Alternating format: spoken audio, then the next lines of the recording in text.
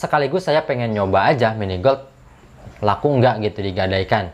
Dan kira-kira berapa taksiran harga yang saya dapat ketika saya menggadaikan emas sebanyak 3,1 gram. Ini adalah rinciannya.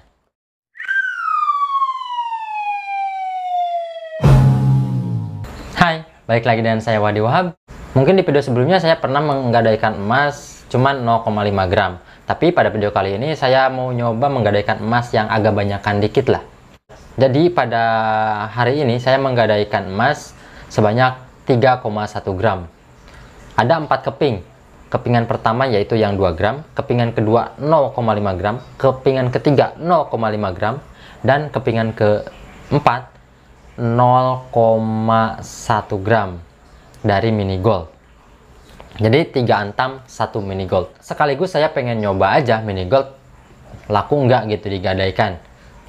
Nah, setelah saya ke pegadaian, ternyata semuanya bisa digadaikan.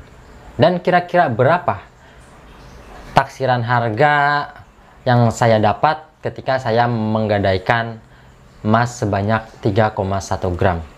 Ini adalah rinciannya. Nah, di surat bukti gadai ditulis bahwa keterangan barang jaminan. 1 keping logam mulia 2 gram serti ai antam ditaksir logam mulia 24 karat. Nah, berat 2 gram. Plus 1 keping batangan antam emas mini gold ditaksir emas 23 karat. Oh, beda ya ternyata. Yang antam itu 24 karat taksirannya dan mini gold itu ditaksir 23 karat. Tapi katanya kan sama-sama murni, tapi ya nggak tahu lah. Itu sih taksiran dari pegadaian ya. Sebesar berat 0,1 gram ditambah 2 keping logam mulia 0,5 gram serti ai antam ditaksir logam mulia 24 karat berat 1 gram. Jadi 0,5 gram sama 0,5 gram jadi 1 gram. Nah, untuk taksiran harganya itu 2.500.000. 2.500.000 itu waktu harga emas sekitar 890.000 sekian. Uang yang bisa dipinjam sama kita yaitu 2.300.000. Jadi saya mendapatkan 2.300.000 dari 3,1 gram emas. Untuk biaya rinciannya nggak serta-merta kan kita menerima langsung 2.300.000. Pasti ada biaya administrasinya. Berapa biaya administrasinya? Biaya administrasinya itu 20.000 atau sekitar mungkin kurang lebih 1%-an lah ya. Kurang dari 1% lah dari total pinjaman. Jadi uang yang diterima itu 2.280.000 tanpa asuransi. Kalau dulu ketika saya menggadaikan 0,5 gram emas itu dapat asuransi, bukan dapat asuransi, ada biaya asuransinya 1.000. Tapi kalau yang ini nggak ada biaya asuransinya. Tapi untuk sewa modalnya itu agak aneh juga. Di sini 1,2% per 15 hari. Sementara waktu saya menggadaikan emas 0,5 gram itu sewa modalnya itu 1% per 15 hari. Jadi misalkan gini, kalau teman-teman mendapatkan pinjamannya 1 juta, kalau 1% per 15 hari berarti teman-teman harus bayar sewa modalnya itu sekitar 10.000 per 15 hari. Jadi kalau misalkan teman-teman 1 bulan atau 15 hari lewat 1 hari, 16 hari lah, itu berarti biaya sewa modalnya itu kurang lebih 2 kali lipatnya, jadi 20.000. Nah, berarti kalau ini 1,2% berarti 12.000 per 15 hari dan 24.000 per bulan.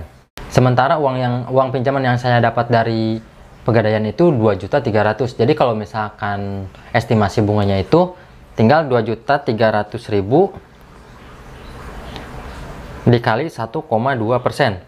27.600.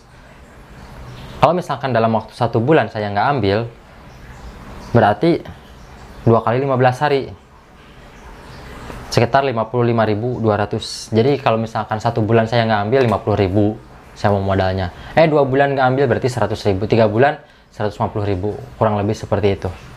Nah, saya heran dong, kok saya pinjam kecil sewa modalnya kecil, saya pinjam besar sewa modalnya besar.